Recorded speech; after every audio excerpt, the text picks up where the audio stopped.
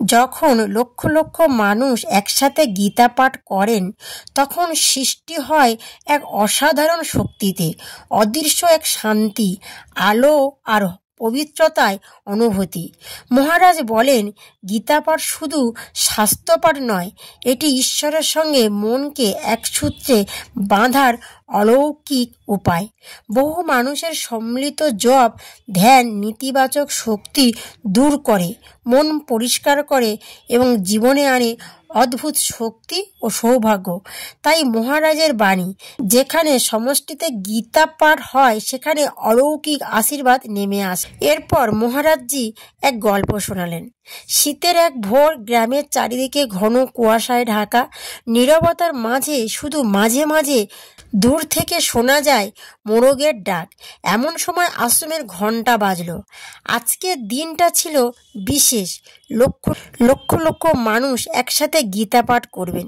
সারা দেশের সব আশ্রমে, বাড়ি ও মঠে এক সময়ে।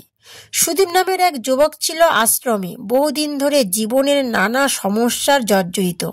চাকরি নেই, সংসারের অশান্তি, মনের ভেতরে অদ্ভুত হতাশা। সে মহারাজের কাছে এসে প্রায় বলতো, মহারাজ, সব পথ যেন বন্ধ হয়ে গেছে।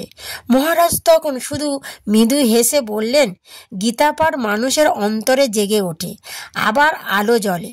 তুমি শুধু আজকের গীতা পাঠের মন দিয়ে অংশ নাও। ভোর ঠিক 5টায় আশ্রমে সবাই বসলেন গঙ্গার ধারে বিশাল মন্দিরে। প্রভাতের প্রথম আলো তখন দূর আকাশে দেখা দেয়নি, কিন্তু মুহূর্তের মধ্যে এক অপূর্ব দৃশ্য সারা দেশে যেন একসাথে প্রাণ খুলে উচ্চারণ করলো, ধর্মক্ষেত্রে ও কুরুক্ষেত্রের মতো। লক্ষ লক্ষ মানুষের কণ্ঠে গীতা পাঠের ধ্বনি যেন আকাশ ভেদ করলো। সেই ধ্বনি ছড়িয়ে পড়ল নদীর ওপর দিয়ে, ঘন কুয়াশার ভেতর দিয়ে, মানুষের ঘর দৌড় পেরিয়ে মহা আকাশ পর্যন্ত। সুদীপ অনুভব করলো তার বুকে চাপা যে অন্ধকার তা যেন ধীরে ধীরে সরে যাচ্ছে। হৃদয়ে ভরে উঠছে এক অদ্ভুত উষ্ণতায়। সে চোখ বন্ধ করে শুনতে লাগলো সেই জপ, সেই শক্তি, সেই সমবেত সুর। হঠাৎ সে শুনল মহারাজের কণ্ঠ, নরম অথচ দৃঢ়। বাবা, যখন বহু হৃদয় একসাথে ঈশ্বরের নাম উচ্চারণ করে তখন সেখানে অলৌকিক শক্তি নেমে আসে। মানুষের পাপ, দুঃখ, হতাশ সব জ্বলে পুড়ে যায়। গীতার পাঠ শুধু শব্দ নয়, এই এক জীবন্ত আশীর্বাদ।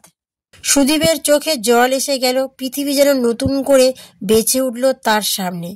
তো বন্ধুরা, গল্পটা কেমন লাগলো? যদি ভালো লাগে চ্যানেলটা সাবস্ক্রাইব করবেন আর কমেন্টে লিখবেন হরে কৃষ্ণ, রাধে রাধে।